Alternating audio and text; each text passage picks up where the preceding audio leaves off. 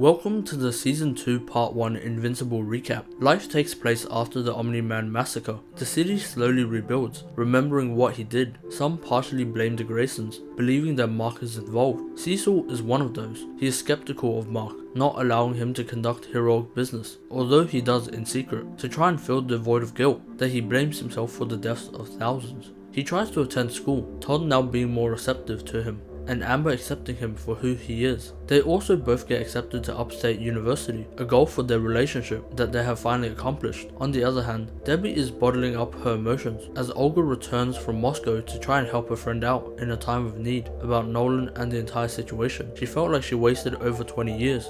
She leaves her a Red Line business black card that helped her over the death of Red Rush.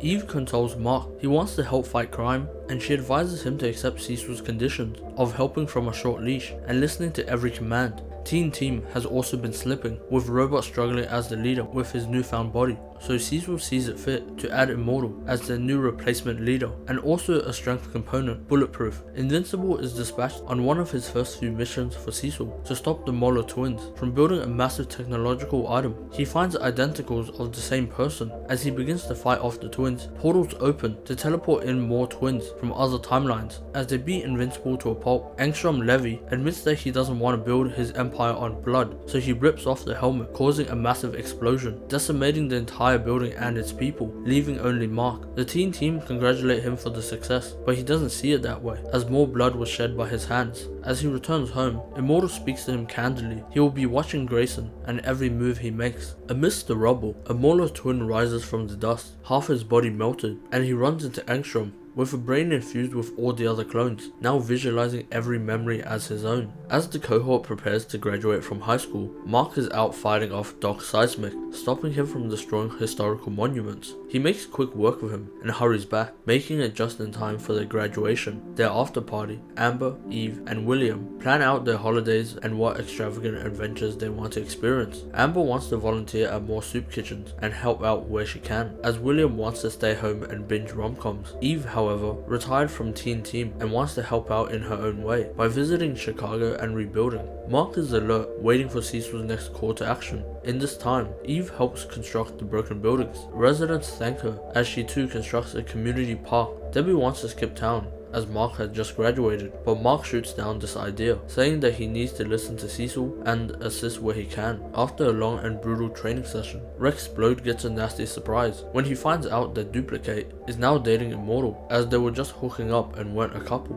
Mark is sent to a cursed zone, where the new Darkwing, his previous assistant, now assumes the role. Mark is forced to take him in, as he has gone crazy and started hurting civilians. Debbie tries to convince Cecil to drop Mark, and he promises to take care of him though, but she realizes that Donald is still alive. Eve drops by her parents' house, figuring out that her father got fired from his job and they are struggling financially. She tries to conjure up food for them and obliges to creating any items they want, but Adam's pride gets in the way and forces Betsy to not accept her help. As she storms out, she returns several days later, finding the golden apple tossed out and Adam still unwavering in his opinion, also berating her for causing a tragedy in Chicago, as the construction of the park and building caused multiple injuries. Mark, however, is forced to skip dates with Amber to fix his father's murders. They rebuild their connections with Atlantis, as Nolan murdered Aquarius, a member of the Guardian of the Globes. He mends this relationship by saving Aquaria, whilst the Teen Team is dispatched to fight off the Lizard League, a group of weak lizard warriors. They fight them off easily, meeting an unaffiliated hero, Shapesmith, who tries to show his case for why he should be invited to the team. Debbie grapples with life after the trauma, difficult for her to complete her real estate agent job. She breaks down at home, as some cupboards aren't closing correctly and she breaks them. Mark walks in at this moment and comforts her. Debbie drops Mark off for his first day at university. He cements this by making his roommates with William. Their code is that a sock on the handle means that the other person needs to take a walk. After dumping his action figures, never mind, he grabs Seance Dog. He heads back to the room to catch the sock on the handle, so he meets up with Amber and they partake in sinful activities, their first of such. Many galaxies away, Alan arrives on the coalition of planets. Utopians existed on the planet until Viltrumites conquered it, massacring all of the citizens, but there were a few survivors that escaped on a spaceship, trying to form a baby powerful enough to defeat a single Viltrumite in battle. They brought this idea to the coalition of planets, that too wanted to erase the Viltrumites.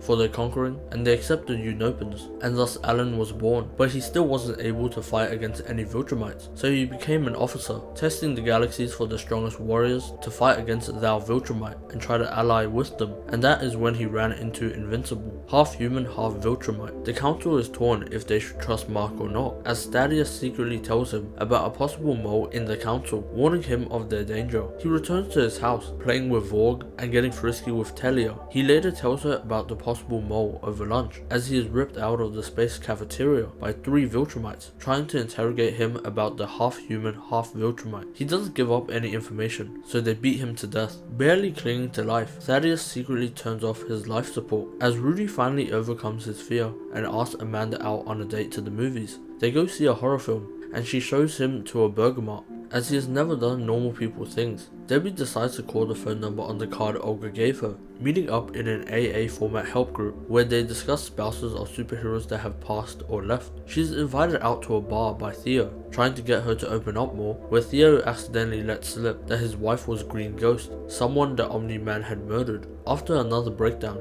she admits this. Disgusted, he advises her not to come back to the meetings. After his illustrious entanglement, Mark is visited by Science Dog, but he quickly realizes that Science Dog is only a fictional character. He interrogates him, and Nolzark confesses that he only came here for Invincible's help, as their planet is going to be crushed by meteors, and billions are going to die. William supports the decision to leave, and Mark accepts, calling Amber for goodbye as he rides the ship off. Days later, he arrives on the planet, meeting crowds of Thraxons, but he quickly notices that their planet isn't in danger. He is brought to meet their king, and meets Nolan. After the fight with Mark, Nolan flew into space, thinking about life and partially regretting all the damage he caused. He drifted, and almost let himself fall into a black hole, until he spotted a ship and saved the Thraxons. They now call him king, and he has a wife named Andressa. He also birthed another child, that is Mark's brother. The Thraxons don't name their babies, and allow themselves to do it when they become of age. Nolan convinces Mark to help them save the planet, because when the Viltrumites find them, they'll massacre all the Thraxons and his brother. But just then, meteors shower the planet. The Viltrumites have arrived. Mark quickly flies Andressa away, whilst Nolan tries to protect the people, but they are found by Lucan, and Nolan saves him, slicing his stomach open and pinning him to the wall. They go outside to face other Viltrumites, Thula and Vidor, admitting that they are forced to kill them, but Nolan gives him some words of advice, that he has to fight with the intent to kill, or they will be killed too. After a long battle, Nolan crushes Vidor's skull, and Thula stabs Mark in the chest, letting him bleed out. As Nolan crushes her jaw with an elbow, but just as the fight comes to a close, Lucan, holding his guts, kicks Nolan in the spine, knocking him out, as they all lie bloody. Back on Earth, Eve tries to figure out her identity, as she doesn't attend university, and schedule clashes with Amber and William's classes. She fights with Kilcannon, but during their battle, an elderly couple is seriously injured, making her question her powers even more, as she leaves off returning home. Similarly, Debbie visits Nolan's grave, still grieving, and questioning why she sort of misses him. Looking over memorabilia and photos, Art supports her, and she makes the move to stop receiving payments from Cecil, as they feel guilty, one of the reasons why Mark works for him, leaving the house and his books behind. Donald realizes that he is a clone after watching the surveillance feed of Omni-Man's massacre. Post-war, Lucan is taken away on a stretcher, and Nolan too. General Craig explains that Nolan will be executed for breaking the code of the Viltrumites, and because he survived a true battle against a Viltrumite, he will be sent back to Earth to lay way for them to conquer it. If they arrive to find out that Earth is combatant, they will kill millions. Mauler has created a clone, now naming himself King Mauler, making Mauler his slave, but after chugging multiple glasses, he finds out that he was poisoned. This is where part 1 ends. Make sure to subscribe for more, and for another adventure series, watch this.